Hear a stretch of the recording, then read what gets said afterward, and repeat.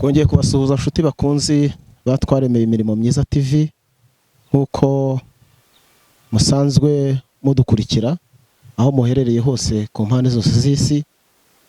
Turabashimiye kudukurikira, turabashimiye kutuba hafi, turabashimiye ku bikorwa byose mukora. Imana ibahereze umugisha. Maze igihe mubona dutambutse ikiganiro turi twenyine, ariko uyu munsi twagize umugisha wo kubana n'umutumirwa wacu uyu munsi, Manzi Evangeliste Manzi. Imana y'amahoro bahereze umugisha. Kaze mukozi w'Imana. Murakoze cyane, turabashimiye kutwakira kuri iyi channel ya Twaremeye Imirimo Myiza TV. Murakoze. Amen. Ntabwo turi buze gutinda ko dukeneye by'umwihariko kuza kubana natwe muri iki kiganiro. Hari ibibazo bitari byinshi bike twagiye tubazwa n'abantu, ariko twifuje ko uyu munsi waza kugira icyo bivugaho ubajije Bibiliya, hanyuma ukaza gusubiza abantu kugira ngo bibashe kubafasha muri ibi bihe, kuko babibajije nk'ibibazo kuko batabyumva, batabisobanukiwe. Bakeneye ni iki Bibiliya bivugaho, bakeneye ese nk'umukozi w'Imana w'umuvugabutumwa ni iyihe nama watanga ku bw'ibyo bibazo bahura nabyo mu buzima bwa buri munsi. Abakunzi bakurikirana Twaremeye Imirimo Myiza TV, hari mu by'ukuri Twaremeye Imirimo Myiza TV tugendera ku ijambo ry'Imana riboneka mu Efeso ibice 2 umurongo wa 10. Ijambo ry'Imana riravuga ngo turabe Imana yaremye ituremeye imirimo myiza muri Kristo Yesu, ngo y'Imana yiteguriye kera kugira ngo twebwe tuyigenderemo. Muri make turabe Imana yaremye ituremeye imirimo myiza muri Kristo Yesu. Iyo niyo ntego ya channel Twaremeye Imirimo Myiza TV. Hanyuma yaho ngaho hari ibibazo bagerageje kutubaza. Cyambere bavuga ngo ese kuki abantu batagikora imirimo myiza kandi ariyo twaremewe? Murakoze cyane Pastor. Iki ni ikibazo cyiza cyane. Urabajije uti ese kuki abantu batagikora imirimo myiza kandi ariyo twaremewe? By'ukuri iki kibazo ndakigusubiza mu buryo bubiri. Ikintu cya mbere nuko urukundo rwarakamye. Nta rukundo, kuko ntiwako imirimo ijyana no kuba hari urukundo. Nta mirimo yabaho nta rukundo. Kandi umuntu ntiyatanga icyo adafite. Rero kugira ngo ukore icyo kintu ni uko ufite urukundo. Pawulo yandikiye Timoteyo mu rwandiko rwa 2 rwa Timoteyo ibice 3 umurongo wa 1. Reka tuhasome. Bibiliya ivuga ngo iki? Iravuga ngo umenye yuko mu minsi y'imperuka hazaza ibihe birushya. Bya bihe birushya byateye abantu agahuge, intego iribagirana yuko twaremewe imirimo myiza muri Kristo Yesu. Hanyuma arangije aramubwira ngo dukomeje,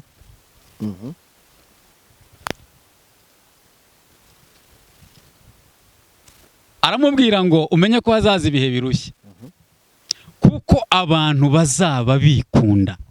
Kimwe nakubwiye ngo nta rukundo. Icya kabiri ngo bakunda impiya. Ntiwabiba imbuto yo kurema imirimo myiza kandi icyagufashije kuyikora wagize gute? Wakikubiye. Kuko ngo bakunda impiya. Ikindi aravuga ngo birarira bibona n'ibindi tutavuga. Ariko hasi yamanutse aravuga ngo arinda shima. Ngaho fata umuntu urukundo rwakamye, fata umuntu ukunda impiya, fata umuntu wuzuye w'indashima, wuzuye amaganya, wuzuye amaganya. Arumva nta neza y'Imana iri kuri we, arumva nta buntu bw'Imana yabonye, arumva ntacyo arageraho muri make mu buzima bwe. Ese iyi mirimo yabasha kuyikora? Ni ikibazo. Kuko ni iki cyatuma imirimo, ni iki gituma abantu batayikora? Icyo first of all harimo icyo, kuko abantu urukundo rwarakamye. Icya kabiri, yaramubwiye ngo ariko woweho, kuri iki gice ku murongo wa 10, yaramubwiye ngo ariko woweho umenye, ku murongo wa 10, ngo ariko woweho warukurikiye neza inyigisho zanjye n'ingeso zanjye, ngo n'imigambi no kwizera no kwiyumanganya, ngo n'urukundo no kwihangana. Mu yandi magambo, icya kabiri nakubwira, abantu n'iki bigishijwe gishobora gutuma bakora imirimo myiza. Hano aramubwira ngo ariko wowe wakurikiye inyigisho zanjye, wakurikiye inyigisho zanjye, ukareba urukundo rwanjye, ukareba kwihangana kwanjye.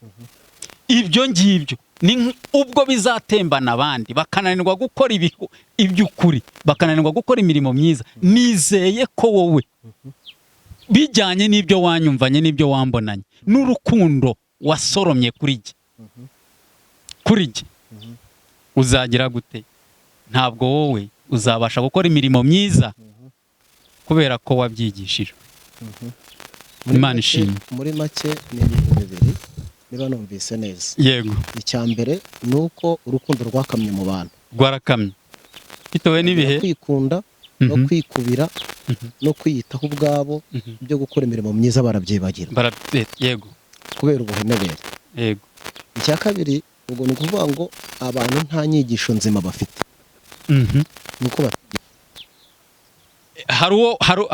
izo mbuto ntibaziva. Reka nkubwire, hari ukuntu, hari inyigisho, hari umuntu uza muri Kristo, araza muri Kristo kubera ko yamukijije indwara, araza muri Kristo kubera ko Kristo bamubwiye ko azamuha ibyo yabuze mu buzima.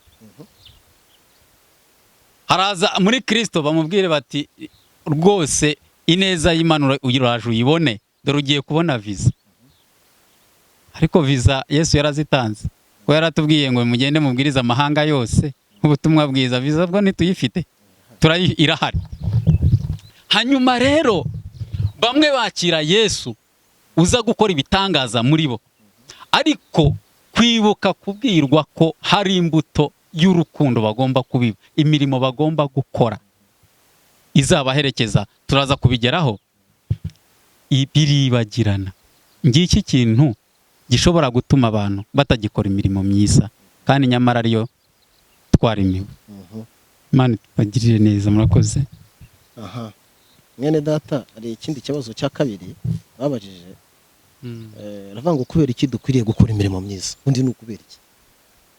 Abantu benshi barimo baravuga Yesu yaradukoreye, imirimo yose yarayirangije, twembi kubaho tubohotse, turi free, tugwene kuko Yesu yarabirangije. Ariko se none ijambo riratubwiye ngo dukwiriye gukora imirimo myiza, ko ariyo twaremewe. None ikibazo kirabaza ngo ese ni ukubera iki dukwiriye kuyikora iyo mirimo myiza? Nkubwire, icya mbere nakubwira nuko kwizera kudafite imirimo kuba gupfuye. Twarizeye, twakiriye Yesu nk'umwami n'umukiza, ubugingo bwacu duhabwa ubugingo, tujya mu matorero, abandi bajya mu madini. Ariko Bibiliya Yakobo yavuze ngo iki? Yaravuze ngo nk'uko umubiri udafite umwuka, ibice 2:26, umubiri udafite umwuka ngo uba upfuye, ngo niko no kwizera ngo kudafite imirimo kuba gupfuye. Kwizera kudafite imirimo ngo nako kuba kugize gute, kuba gupfuye. Hari naho yavuze ariko wambwiye ngo twifashishe Bibiliya, reka mpagusomera aha hantu. Yakobo, muri Yakobo 2. Mwihangane, birakwiye ko dusoma ibyanditswe kugira ngo abantu bamenye ukuri nk'uko mwatangiye mutubwira. Yakobo 2 hari ahantu kuri 18, ibice 2:18 haravuga ngo ngahari umuntu yavuga ati wehoho ufite kwizera, kwizera gusa, njyeweho mfite imirimo, nyereka kwizera kwawe kutagira imirimo, nanjye nkwereke kwizera kwanjye kugaragazwa n'imirimo. Wizera yuko hari ahantu hakomeye, ahantu Bibiliya yavuze. Bibiliya iravuze ngo wizera yuko, ngo wizera yuko Imana ari imwe rukumbi. Ngo ibyo ni byiza, niko Yakobo yanditse, ngo ibyo ni byiza. Ngo ariko ngo abadayimoni nabo, si ukwizera turiho, ngo abadayimoni nabo, ngo ikintu gitangaje, ngo barabyizera, ngo kandi iyo bamaze kubyizera ngo bagahinda ngo imishyitsi, ngo bagahinda imishyitsi. Noneho rero umva ukuntu Bibiliya irimo kuvuga, iravuga ngo wa muntu utagira umumaro, wa muntu utagira umumaro. Tuzi yuko kwizera kutagira imirimo ari impfabusa. Ntuzi yuko kwizera kutagira imirimo ari impfabusa?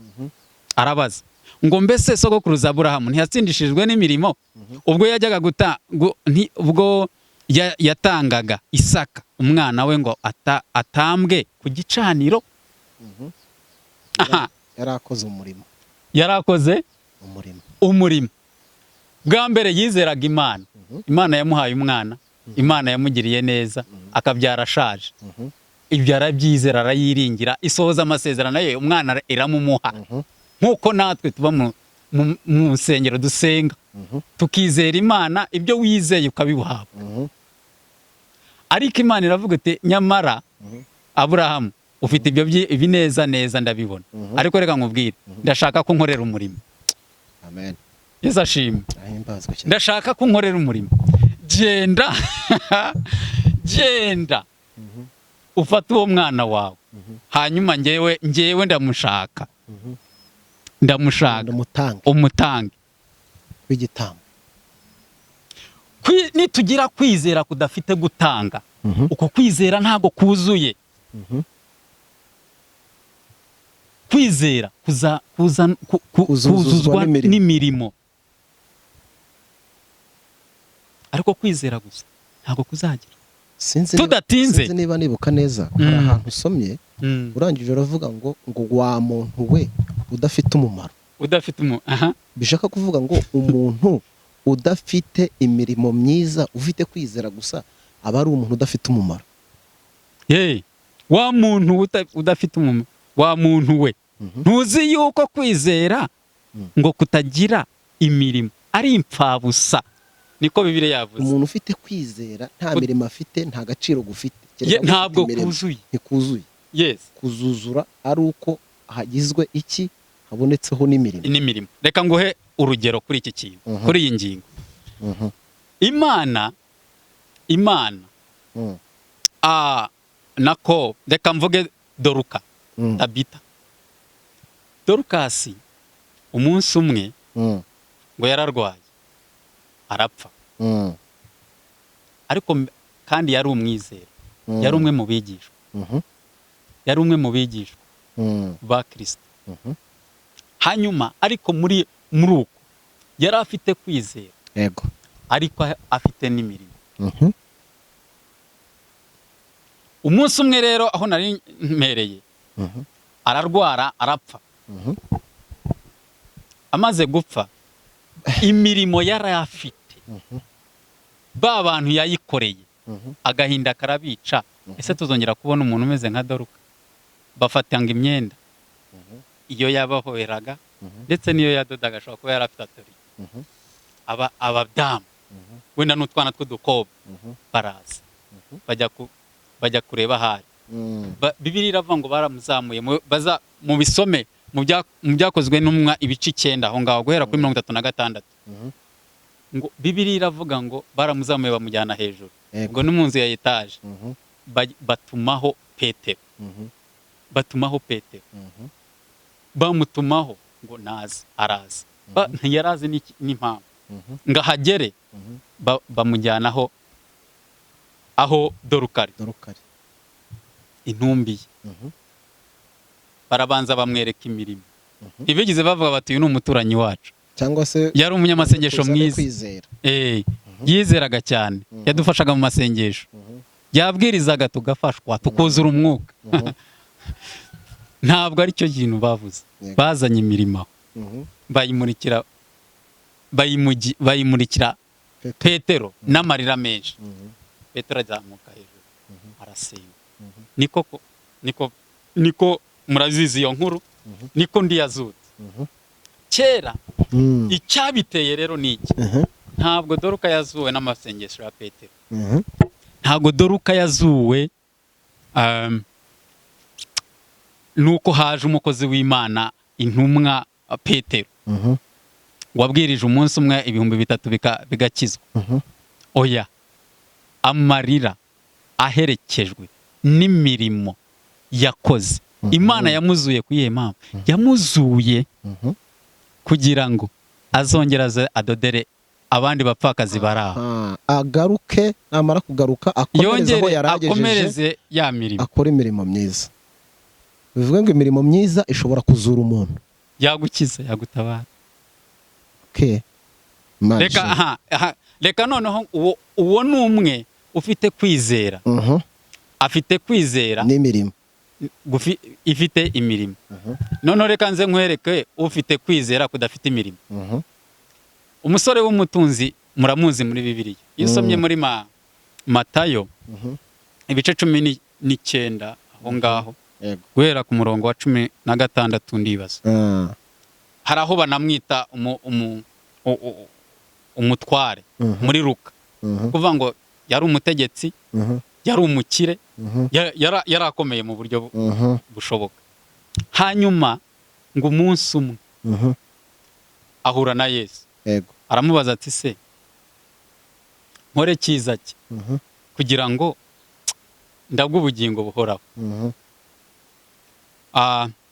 Yesu aramubwira ati se witondeye amategeko?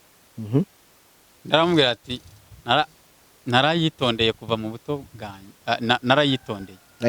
Yarabanje aramubwira ati witondeye amategeko, ntukice, ntugasambane, ntukibe, ntukabeshyera abandi, wubahe so na nyoko. Kandi ikindi aramubwira ati se ukunde mugenzi wawe nk'uko wikunda. Umusore yumva ni igitangaza kivutse imbere ye. Avuga ati ibyo kuva mu buto bwanjye ngewe ibyo narabikoze, amategeko narayubahirije, imihango y'idini n'ibyo yose narabyubahirije. Ibyo narabikoze kuva mu buto bwanjye.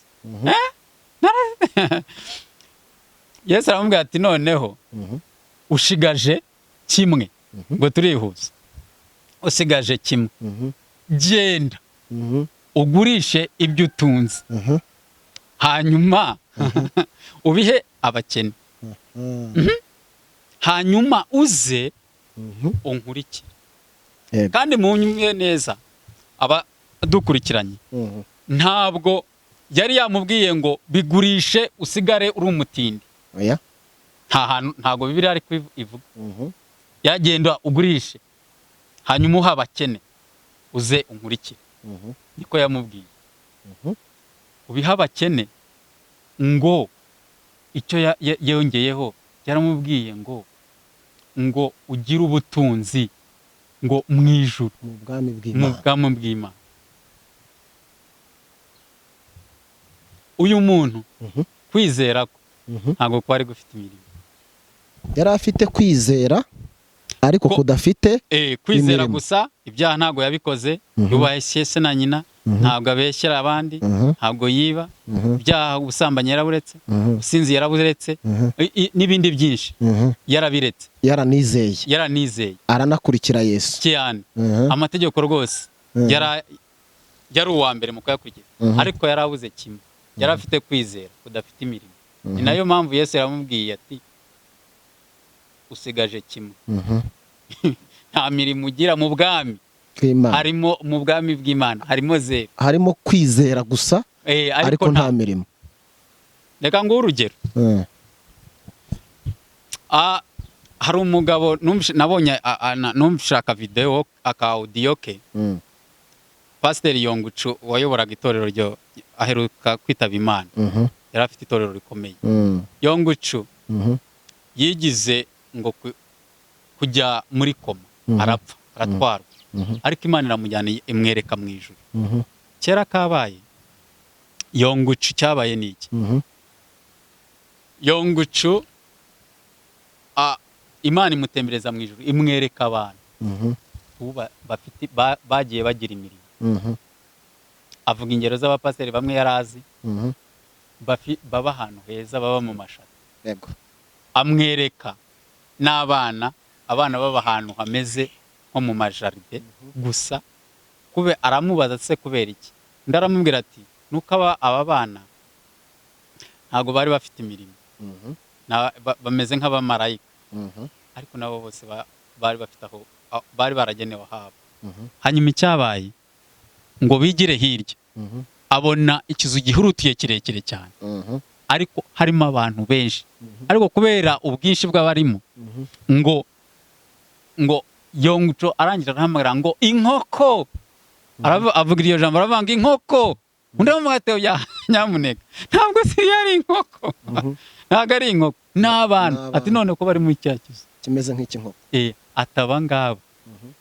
ntabwo bari bafite imirimo. imirimo. Hanyuma bose gusa barizeye barizeye gusa, ubwami hanyuma barabuhabwa, ariko kuba hariya nta mirimo bari nta barigeze mirimo bari bafite. Nkuko yabwiye uwo musore tugenda ugurisha ibyawe ubiha abakene, ugira imirimo, ugira imirimo ukora, hanyuma uzagira ubutunzi mu ijuru. Urakoze cyane ku bw'ubwo busobanuro. Ndumva abarimo gukurikira Twaremeye Imirimo Myiza TV, ndakeka ko ibisubizo babajije bari kubisubizwa mu kuri nyako. Mu kuri nyako. Hari icya gatatu babajije, ese imirimo myiza imaze iki mu buzima bw'umukristo akiri muzima? Imirimo myiza imaze iki ku mukristo? Twagarutse cyane ku mirimo mu bwami bw'Imana, ariko se barabajije baravuga bati imirimo imaze iki ku mukristo akiri muzima, akiriho hano? Murakoze. Buriya ibintu by'umwuka, ibintu by'Imana bisa nk'ibiremera, ariko mu by'ukuri bitakaremereye. Kubera iyihe mpamvu? Twabigiyemo igice, ntidushaka kubimenya, bikaba gutyo. Kuko Bibiliya, impamvu ya byose, Bibiliya niyo itwereka ukuri, ariko ukuri ntabwo dushaka kukumenya. Uzarebe kenshi dusoma inkuru zisanzwe, umuntu akaba yazenguruka isi rwose akaba yakubwira amakuru yiriweho, ariko ibyanditswe twagakuyemo amahame tugenderaho nk'abakristo ntabwo tubisoma. Urabajije uti se ese imirimo myiza imaze iki ku mukristo? Imirimo myiza, icya mbere, izahesha umukristo ingororano. Aho ni mu bwami. Aho ni mu bwami. Kandi atari n'icyo, n'aha mu isi uhabonera ingororano ivuye ku mirimo myiza. Reka nguhe urugero, tutarasoma wenda verisi imwe hano. Mefibosheti turamuzi, ndamuzi. ni umwana wa Yonatani. Yonatani yari yaragiriye neza Dawidi. Hanyuma Yonatani arapfa, n'umuryango we benshi, na se yari yarapfuye, urabizi, yari umwami. Hanyuma umwami Dawidi arima umwami. Kera kabaye aravuga ati ariko yibutse neza yande ya Yonatani n'urukundo bagiranaga nuko babanye. Aravuga ati ariko ntawe mu muryango wo kwa Sawuli waze wasigaye ngo mugirire neza kubwa Yonatani, ubw'imirimo myiza Yonatani yamukoreye. Undi aramubwira uzi ati hari akana kariyo Irodebari. Ofete n'uburyo bakavugaga bumvaga, ariko se ubundi urashaka iki ku umwami? Urarwana n'iki mu by'ukuri? Ko wimye. Ko wimye. Ukaba ufite abaja n'abagaragu. Urarwana n'iki? Agashakira iki? Yes. Kariyo. Kamugaye ibirenge. Nta mahirwe gafite ngo kazajya ku rugamba, ntuzagaho ubuyobozi ngo kayobore, nta nicyo, nta mumara afite. Ntiwamugira premier ministre, ntiwamushinga umutekano mu gihugu, ngazabishobora, aramugaye. Ubundi urarwana n'iki? Ariko ineza se yabibye. Ineza se yabibye. Umwana irimo aragira gute? Arayisarura. Aha mwisi turetse no kuvuga ngo tuzayigororerwa n'Imana, naha mwisi abantu bazayisarura. Ahubwo mbwire n'abadukurikiye, niba hari nicyo imbuto nziza umuntu yabiba, yabiba imirimo, yabiba imbuto y'urukundo, yabiba imirimo azasiga. Hari abarimbi kera bajyaga baririmba ngo uzasiga inkuru cy'imusozi. Twabiba buriya konsekansi nyinshi abantu bafite, ni imbuto z'aho bakomoka zabibwe atari nziza. Ni wowe murimo umwana wanjye azibukirwaho? Ni iyihe mbuto ndimo kubiba? Umwana wanjye azasarura mu gihe wenda nazaba ntakiriho. Uzaba utakiriho cyangwa udafite imbaraga, ariko hari uwamugererayo kandi afite imbaraga. Uyu munsi wa none turajyana abana mu ishuri bige ibintu bikomeye, bavuga ibyongereza, twishime, twumve ari ibitangaza. Ariko nitubibahe, nitubagaburire, ni byiza, nitukore inshingano. Ariko niba hari ikintu dukwiye, indangagaciro tutakwiye kwibagirwa mu buzima, nitubibe imirimo, tubigishe no gukora imirimo myiza. Yes. Nitubasomesha amashuri gusa, cyangwa ngo tubahe ibyo kurya n'ibyo kunywa bagubwe neza, ngo twibagirwe kubigisha gutera imbuto nziza, ariyo mirimo myiza. Yego.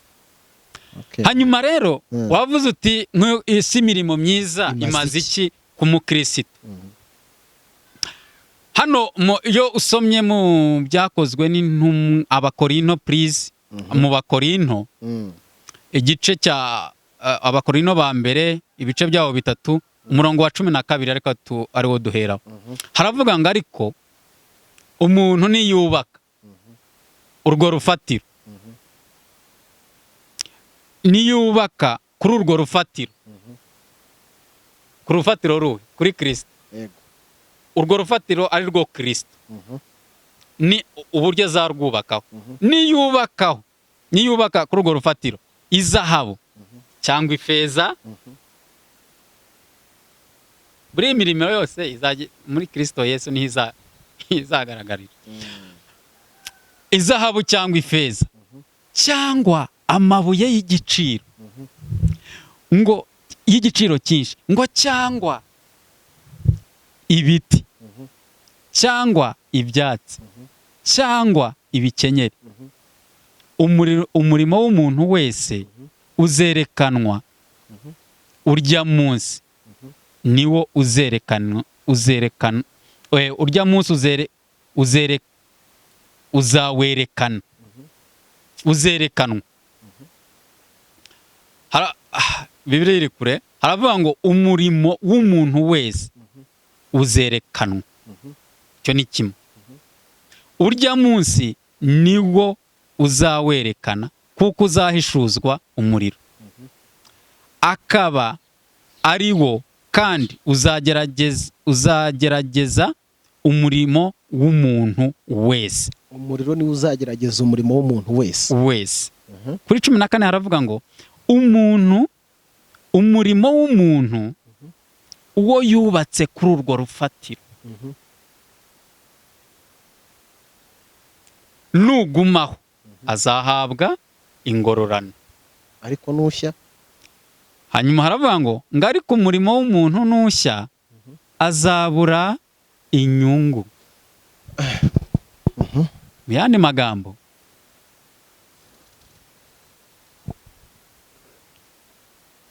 ibyo umuntu akora bibe bihari bibe bihari, umuntu azabibazwa.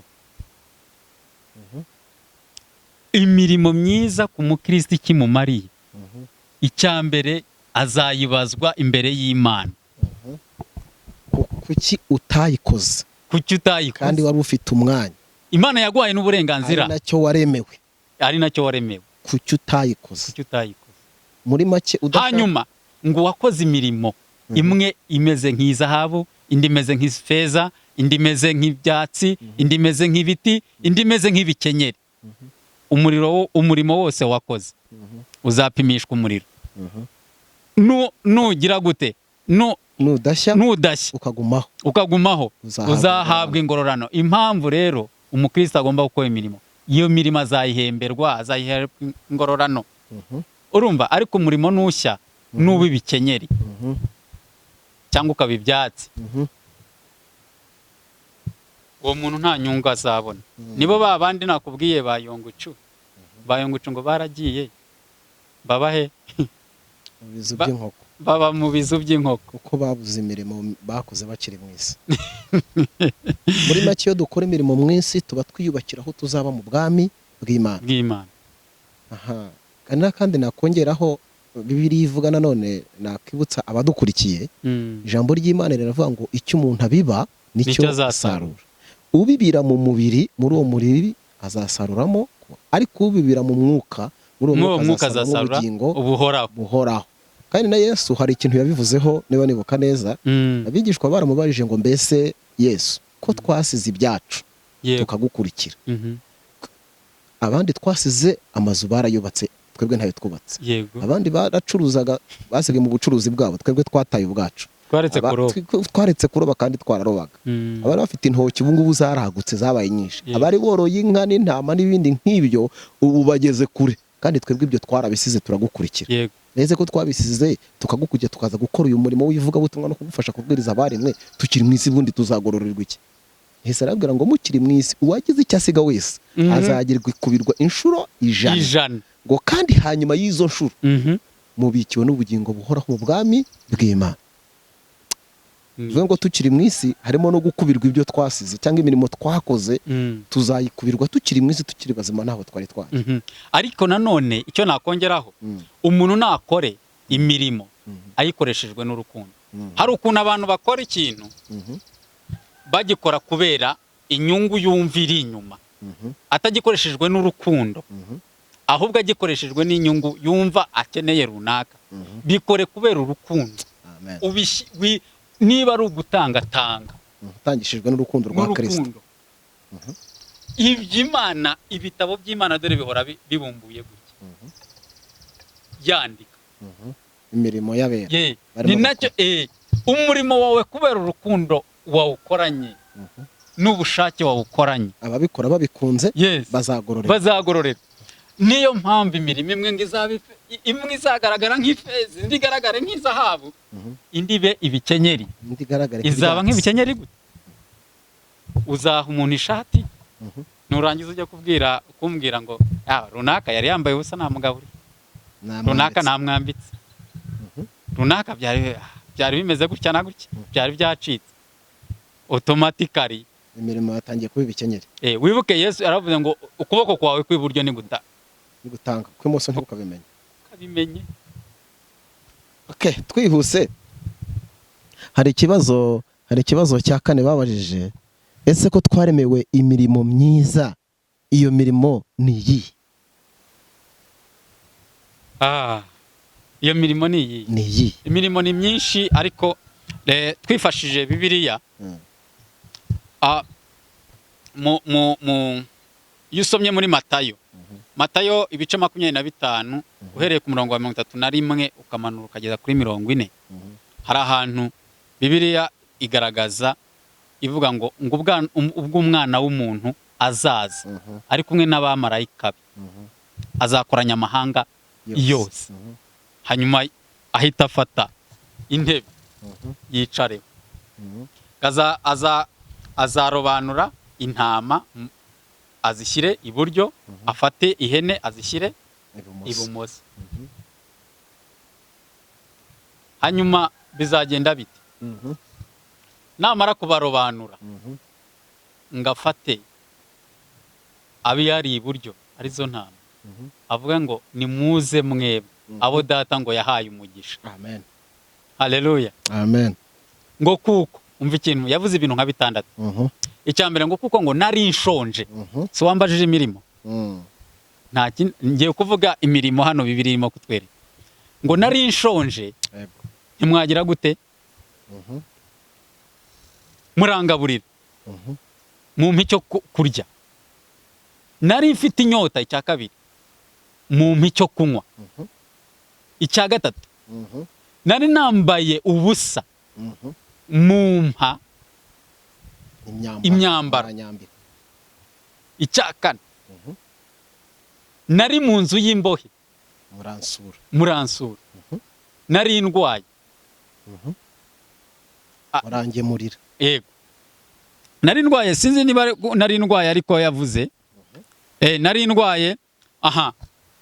Hanyuma aravuga ngo nari umushyitsi, murancumbikira. Ese imirimo, iyi ni imirimo duhura nayo buri munsi. Nari nshonje, nari mfite inyota, nari ndwaye, nari nambaye ubusa, nari mu nzu y'imbohe, nari umushyitsi, murangaburira. Ngo hanyuma bazamubaza ngo twakubonye ryari? Umva rero ijambo yababwiye. Arabasubiza ngo ubwo mwabikoreraga uwari hanyuma umwe muri bene data, muri bene data, ngo uri hanyuma y'abandi, ngo ninjye mwabikoreraga. Ninjye mwabikoreraga. Ubwo mwafashaga barya bashonje, ubwo mwagaburiraga barya bambaye ubusa, abambaye ubusa ubwo mwabambikaga, ubwo mwakoraga birya byose, musura babarwayi. Yego. Cya gihe mwagaburiraga babashonje, cya gihe mwacumbikiraga abashyitsi, cya gihe igihe mwafataga umwanya wanyu mugafata ibyo kurya mukagaburira abashonje, cya gihe mwafataga imyenda mukambika abantu bambaye ubusa inyuma y'abandi, ninjye mwabikoreraga. Ninjye mwabikoreraga. Iyi mirimo niyo mbona twashingiraho. Hari n'iyindi. Yego. Wenda yishyuriye umwana minerivare, wenda yakoze birahari. Harimo kuririmba, harimo gusurana, harimo kubwiriza, gushyigikira amavugabutumwa, harimo gufasha kubaka insengero abera bateraniramo, harimo n'ibindi. Urumva aha uyu munsi twavugaga ku mirimo isanzwe itari n'ubu turimo turakora, turi mu murimo. Ntitwari twongeyeho iyo mu buryo bw'umwuka kuririmba, koresha impano zawe, itaranto zawe, nabyo kuzabihemberwa. Mpamya ko teme mwari mwaduhaye yarijyanye cyane ku mirimo. Nabyo ibyo byose bikazongerwaho. Nanaboneraho iki, tubwire abadukurikiye, stoke y'ibiryo waguzi wawe ugadepa, y'imiceri na kawunga n'ibirayi na birya byose, nibyo washyize muri firigo, bimwe sinzi niba bijya birenza igihe, ibindi ukabimenera imbwa. Ndagira ngo nkubwire ngo mu gitabo cy'Imana birya ntaho byanditse. ariko icyo Imana ijya yandika muri irya sitoke ufite ni ibiro 3 uzakuramo by'umuceri, ni ikiro kimwe uzagaburira umukene. Nibyo Imana ijya yandika. Ikindi ntabwo amazu twubatse y'ibyumba byinshi urabizi, cya cyumba cya ndayazi.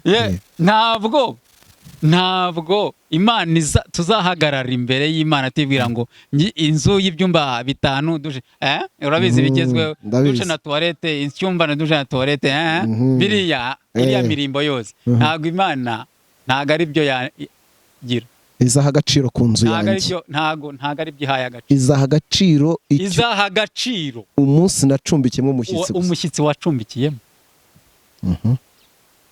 Izaha agaciro wowe wakiriyemo neza amahoro. Apana bimwe abantu bakira abantu barara kabiri bagatangira bakabinuba. Irya mirimo iba yabaye ibikenyeri kera.